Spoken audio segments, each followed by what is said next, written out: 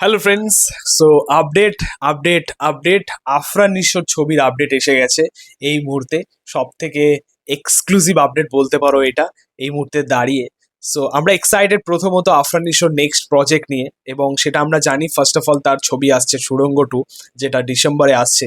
কিন্তু তার পরের রিলিজ মানে ঈদ রিলিজ কি হবে তা নিয়ে একটা সকলের মধ্যে একটা এক্সাইটমেন্ট, একটা জানার আগ্রহ রয়েছে।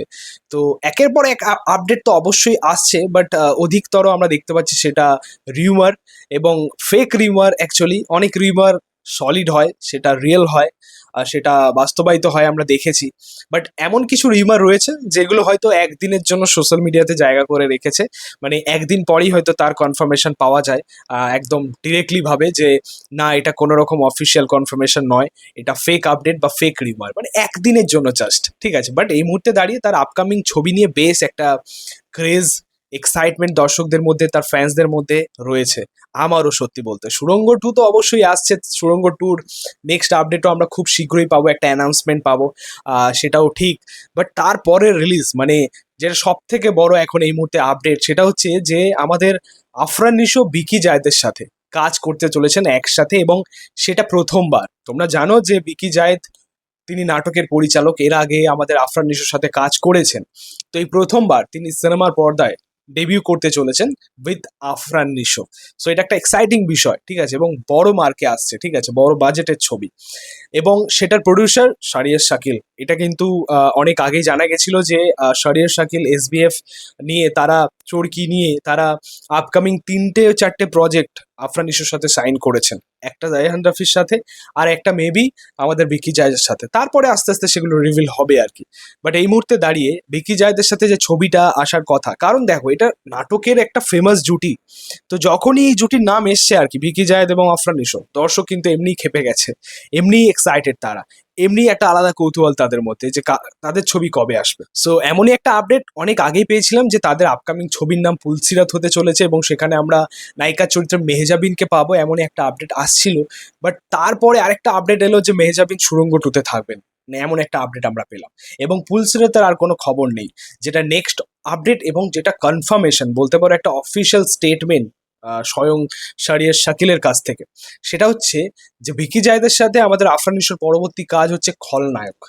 খলনায়ক ছবিটা আসছে, এবং যেটা ফেক রিউমার এই মুহূর্তে দাঁড়িয়ে, সেইটা কিন্তু বিশাল রকম সাড়া ফেলেছে সোশ্যাল মিডিয়াতে। বাট সেটার কনফার্মেশন আমি দেবো তোমাদেরকে।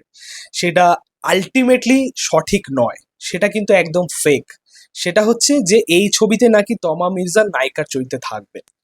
এইটা কিন্তু শাহরিয়ার শাকিল নিজে কনফার্ম করেছেন, বা আমাদের আরো কিছু সংবাদ মাধ্যম দ্বারা আর কি বাংলাদেশে, সেখান থেকে আমরা পাচ্ছি যে এইটা সঠিক নয়, এটা ফেক আপডেট, ঠিক আছে। যেটা এখনো পর্যন্ত জানা যাচ্ছে যে ছবির নাম হয়তো ঠিক করা হয়েছে খলনায়ক, ডিরেক্টর হয়তো ঠিক করা হয়েছে বিকি জায়েদ, বাট এর পরবর্তী কিছু মানে ঠিক করা হয়নি, সেগুলো ধীরে ধীরে রিভিল করা হবে। সেখানে তমা মির্জা নায়িকা চরিত্রে থাকবেন এমন কোনো আপডেট তারা দেননি, ঠিক আছে। সো এটা পুরোপুরি ফেক আপডেট, এটা তোমাদেরকে জানিয়ে দিলাম। বাট হ্যাঁ, এই জুটিটা আসলে ভালোই হয়, কারণ সুড়ঙ্গতে তারা দারুণ কাজ করেছেন এবং একটা ভালো জুটি, দর্শক সেটা অ্যাকসেপ্ট করেছেন, দর্শক পজিটিভলি সেটা অ্যাকসেপ্ট করেছে। আমারও বেশ ভালো লেগেছে এই জুটিটা, তাদের কেমিস্ট্রি খুব ভালো ওয়ার্ক করেছে, দুজনকে একসাথে দেখতে খুব ভালো লেগেছে। তো তারা আসলে অবশ্যই কাজটা ভালো হবে, কিন্তু তার পাশাপাশি মেহজাবিন থাকলেও ক্ষতি নেই ভাই, সেও একটা সফল জুটি আর কি, আফরান নিশো এবং মেহজাবিন। তবে এই আপডেটটা সরাসরিভাবে মিথ্যে বা ফেক, সেটার কনফার্মেশন আমরা পরে পাবো যে নায়িকার চরিত্রে কে থাকবেন।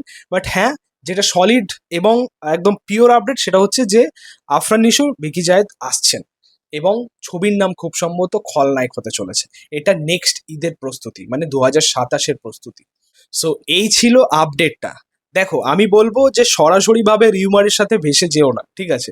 উৎসটা জানার চেষ্টা কর, তার সত্যিটা জানার চেষ্টা কর, ঠিক আছে। সো আজকে আমি এই সত্যিটা জানতে পারলাম বলে এই বিষয়টা নিয়ে ভিডিও করলাম, ঠিক আছে। তো যাই হোক, এই ছিল আপডেটটা। তোমাদের মতামত, রিয়াকশন অবশ্যই কমেন্টে জানিও। ভিডিওটা ভালো লাগলে অবশ্যই লাইক কমেন্ট শেয়ার করে দিও, এবং প্লিজ চ্যানেলটাকে সাবস্ক্রাইব করে যেও। তোমাদের জন্যই এরকম ভিডিও করা, আপডেট বলো, রিভিউ বলো, সব কিছু তোমাদের জন্য। শুধু একটাই চাওয়া, চ্যানেলটাকে সাবস্ক্রাইব করে দাও, পাশে থাকা বেল আইকন প্রেস করে দিয়ে পরবর্তী ভিডিও ক্লাব করছো। Thank you.